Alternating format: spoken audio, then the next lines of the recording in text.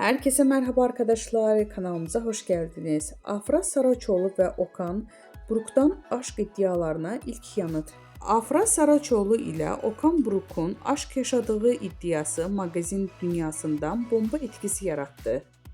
Akşam yemeği ve sosyal medya takibinin söylentilerinden kulaktan kulağa yayılırken Afra Saraçoğlu iddialara res çekti.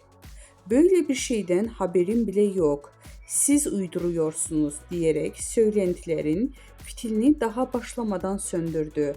Bizden bu kadar arkadaşlar. Videoların devamını gelmeyini istiyorsanız da kanalımıza abone olmayı unutmayalım. Hoşça kalın.